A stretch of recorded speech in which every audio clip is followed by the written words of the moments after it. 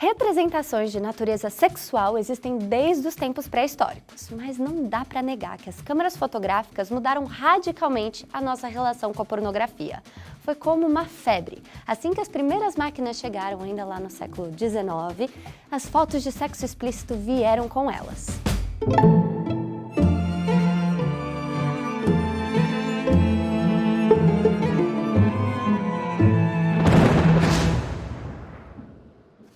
Quando esses dois sujeitos aqui, Louis e Auguste Lumière, inventaram o cinema em 1895, o impulso foi ainda maior. O primeiro filme pornô foi lançado em menos de um ano. Na obra Le Coucher de la Mariée, uma dançarina chamada Louise Willy realiza o primeiro striptease filmado que se tem notícia. O filme inteiro só tem 7 minutos, mas o mundo nunca mais seria o mesmo depois dessas cenas. Meio século depois, com a ascensão de gigantes como a Playboy e a Hustler, o mercado pornográfico abandonaria de vez a sua veia artística, para se transformar num produto corporativo, administrado por homens de meia idade de terno e gravata, interessados apenas em explorar comercialmente a imaginação sexual humana. Hoje, essa é uma indústria que domina um mercado tão vasto que as pessoas têm dificuldade de estimar o seu tamanho, embora haja um consenso de que ele não esteja abaixo dos 100 bilhões de dólares. E isso é mais do que o PIB da Guatemala. Boa parte da produção atual de pornografia é consumida nesse espaço aqui, a internet. Em 2022, o Xvideos foi o site pornô mais acessado do planeta, com mais de 3 bilhões de visitantes por mês. Em primeiro lugar, consumindo esse conteúdo, vem os americanos. E nós, brasileiros, aparecemos logo depois em segundo lugar. O Xvideos foi fundado em Paris em 2007, mas hoje pertence a uma empresa da República Tcheca. O Pornhub é o principal concorrente do Xvideos, administrado por uma empresa canadense chamada MindGeek, que por acaso também vem a ser a companhia por trás de outros diversos sites do ramo, como o RedTube e o YouPorn. É assim que fala? Pouca experiência. A MindGeek faturou 460 milhões de dólares em 2021 e emprega 1.800 funcionários em diferentes escritórios pelo mundo. É uma espécie de Disney do entretenimento adulto. Sites pornôs oferecem cardápios de conteúdo.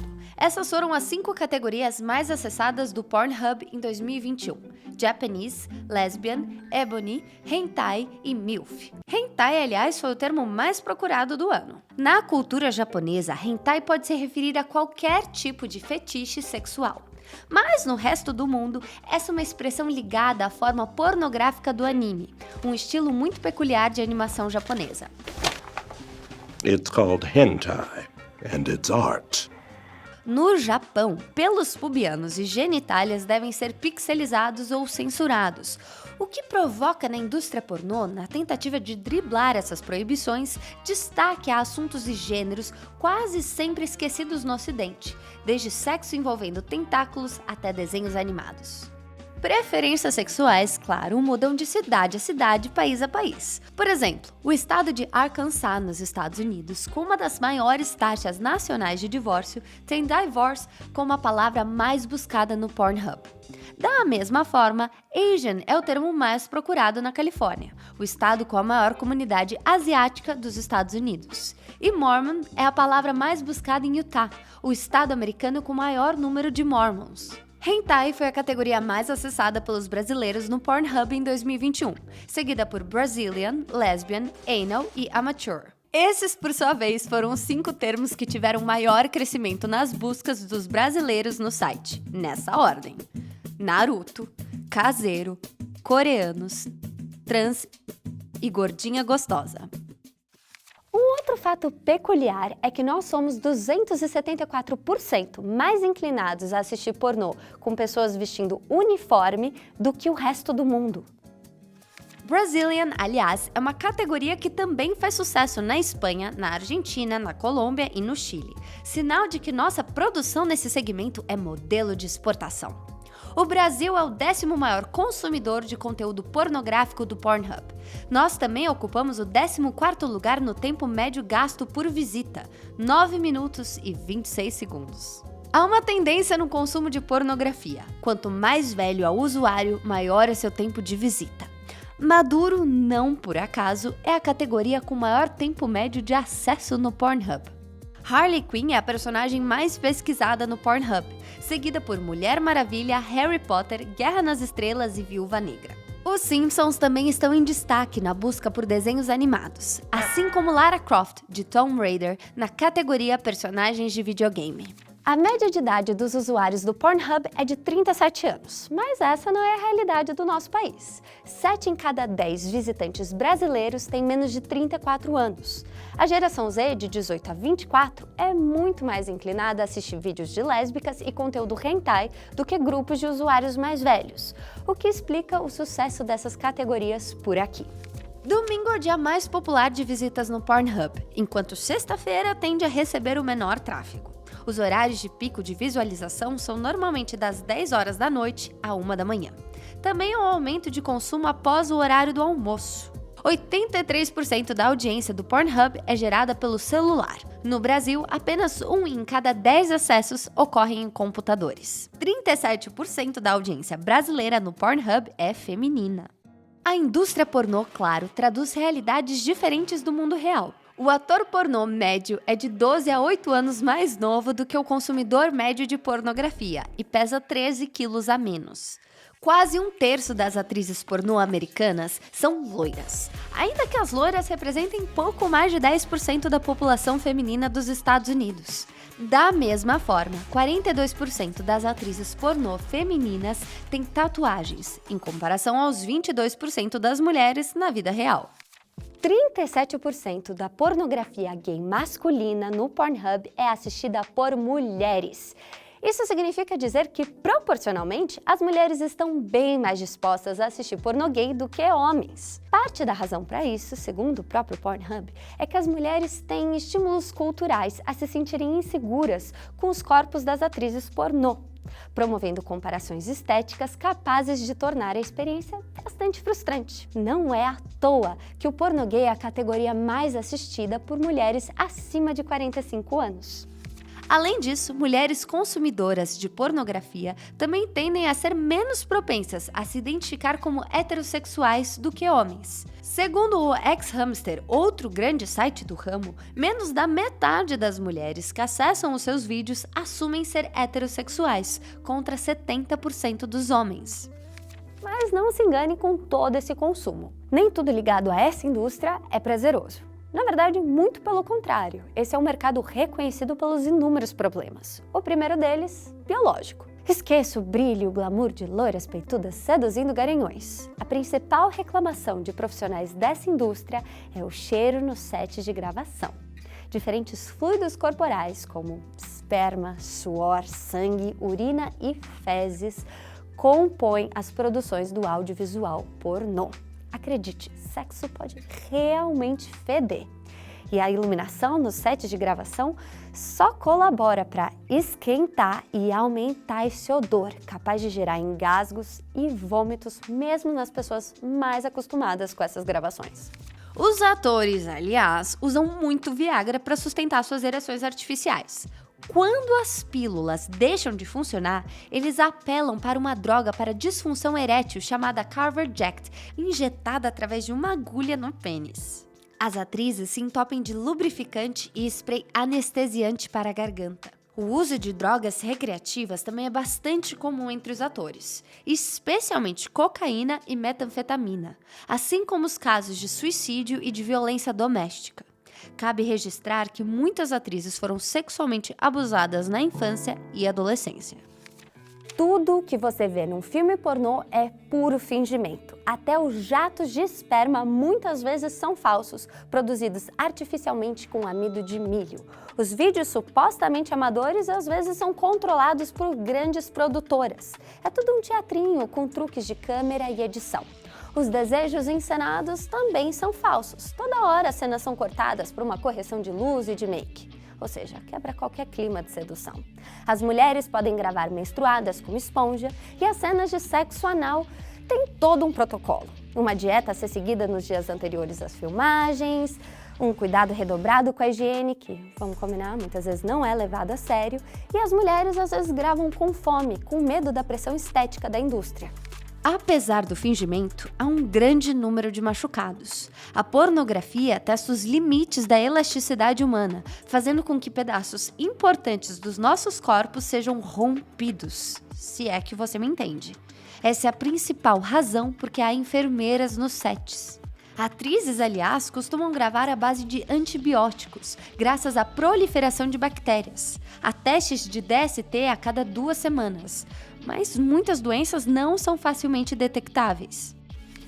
Há também inúmeras manifestações de ódio nas produções pornográficas, com atores repetindo estereótipos e reproduzindo insultos e violência gratuita, em especial contra atrizes negras, latinas e orientais.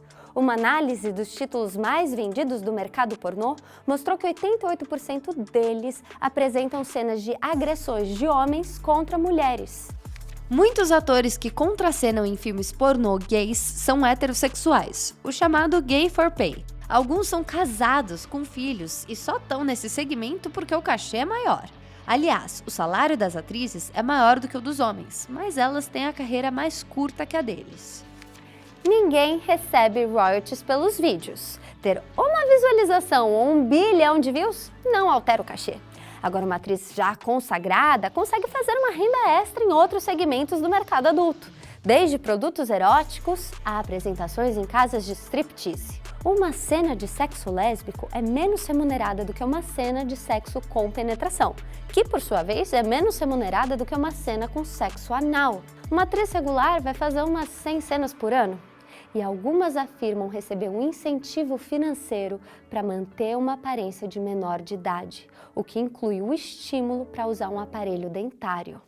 Essa moça aí, a Lana Rhoades, foi a atriz pornô mais procurada no Pornhub em 2021. Seus vídeos geraram mais de 1 bilhão de visualizações no ano.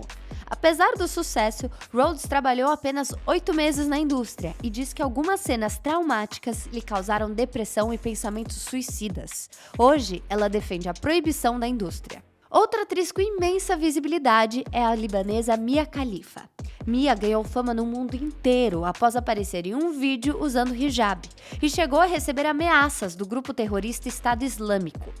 Ela trabalhou apenas 3 meses no mercado pornô e ganhou $12 mil por um punhado de cenas, apenas uma fração do que desgastar com terapia desde então. Além dessa camada muito popular de produção, há também um submundo da pornografia, que envolve gravações de cenas reais de estupro, pedofilia, tortura, importunação sexual em transporte público e zoofilia. Moderadores são contratados pelos principais sites do ramo para evitar a propagação desse conteúdo. Ou seja, essas pessoas são expostas a conteúdo pornográfico sem filtro por longas horas do dia. Há também uma camada de fetiche, de sexo extremo e altamente escatológico. Outro segmento bem sucedido dessa indústria é o de Cam Girls, que reúne mulheres pagas para se despir, se masturbar e realizar sexo virtual privado em tempo real. Muitas dessas atrizes atuam para grandes empresas do ramo, que recolhem parte das receitas das suas apresentações. Algumas mulheres denunciam condições degradantes de trabalho, que envolvem turnos diários de até 12 horas. Grandes estúdios pornográficos tradicionais lutam para competir não só com a pornografia gratuita, mas também contra a ascensão de atrizes pornô amadoras.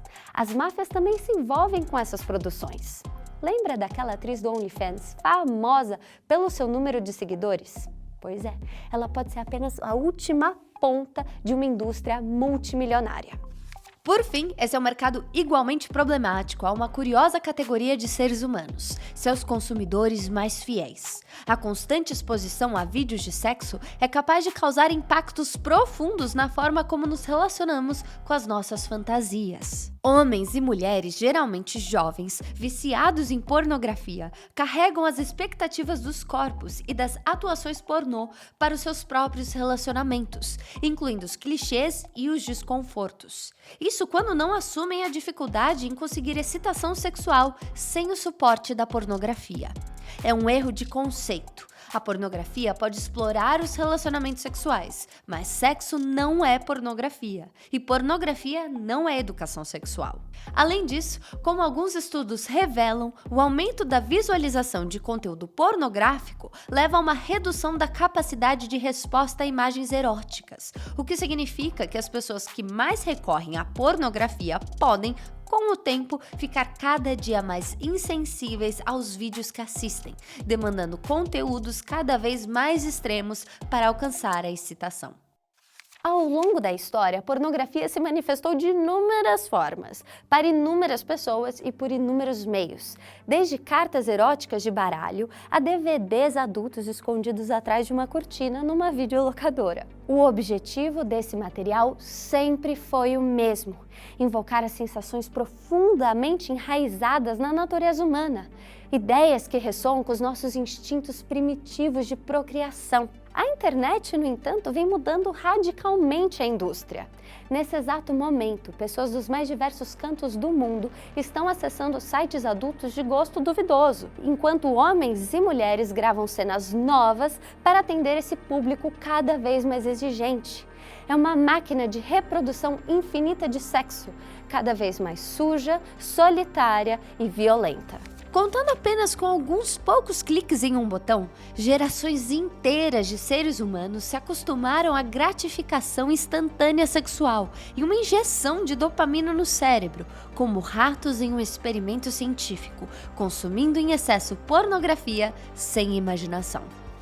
Não há nenhuma indicação de que esse cenário vai mudar nos próximos anos. E pouquíssimas pessoas arriscam dizer com propriedade como isso vai afetar os nossos relacionamentos. Mas ao final do dia, apesar de todos seus estímulos e tabus, a decisão sobre o consumo dessa indústria ainda é, veja só, inteiramente individual. Essa é a parte cheia do copo.